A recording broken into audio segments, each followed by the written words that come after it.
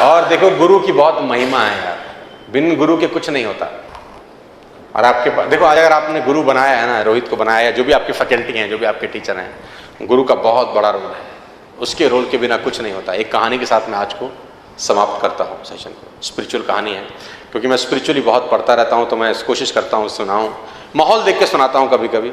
अब स्टूडेंट्स हैं तो मैं सोचता हूँ सुनाऊँ कि ना सुनाऊँ, उनको समझ में आएगा कि नहीं आएगा।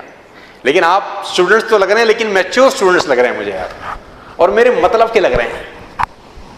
मैं आपको देख रहा हूं तो मुझे लग रहा है मेरे टक्कर के हैं भाई, तेरे टक्कर के हैं ये हैं।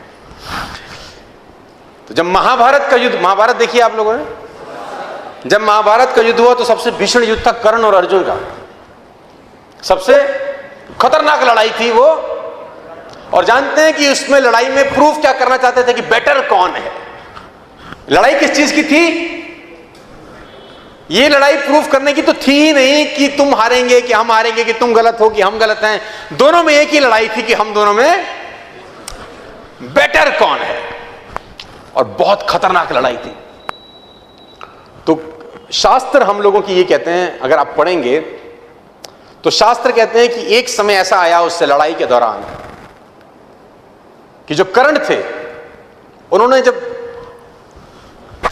तीर चलाया, जिसको बोलते हैं एरो, और वो तीर जब अर्जुन के पहिए में जाके लगा, तो शास्त्र ये बोलते हैं कि अर्जुन का जो रथ था, जिसपे भगवान कृष्ण खुद विराजमान थे, उनका रथ 3 कदम पीछे खिसक गया। इतनी शक्ति के साथ उसने बाण मारा। कितना फीट पीछे गया? 3 फीट। अब बारी अर्जुन की थी, उसको उसका आंसर। अब अर्जुन ने भी बाण लगाया, और जब वो बाण कर्ण के पहिए पे लगा तो उसके घोड़े जो उस रथ को खींच रहे थे 7 कदम पीछे ले आए। वो इतनी शक्ति के साथ बाण लगा। तो अर्जुन बहुत खुश हुआ। अर्जुन ने बोला भगवान को, हैंस प्रूव्ड,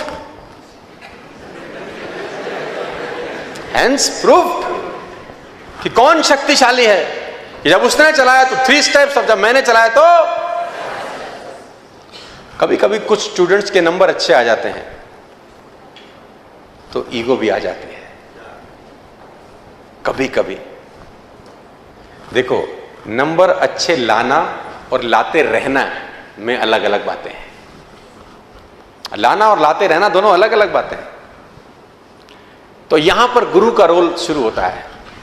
यहां गुरु उसको बताता है कि नहीं, ऐसा नहीं है, ईगो की जरूरत। उसने बोला देख मैंने तो मारा ना, देखो मारा तो 7 कदम, उसने मारा तो 3 कदम, तो प्रूफ हो गया, हेंस प्रूफ, थ्योरम सॉल्व। उसने बोला नहीं नहीं, तू समझ नहीं रहा, तू वो देख रहा है जो तुझे दिखाई दे रहा है, तू वो देख ही नहीं रहा जिसके पीछे का खेल है।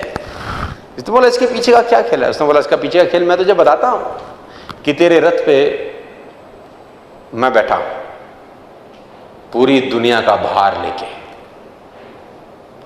और तेरे रथ पे एक और शक्ति विराजमान है जिसको बोलते हैं बजरंगबली, है ना, और उनकी ध्वजा में विराजमान थे।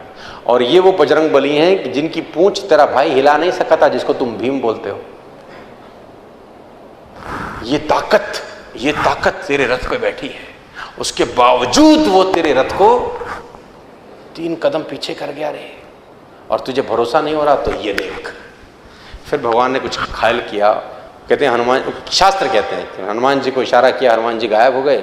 भगवान ने अपने आप को भार विहीन कर लिया। अब जब कर्ण ने अगला तीर चलाया तो उसका तीर रथ को आकाश में ले गया। तो भगवान ने बोला इसीलिए गुरु की जरूरत रहती है कि चेला उड़े नहीं फालतू फंड में।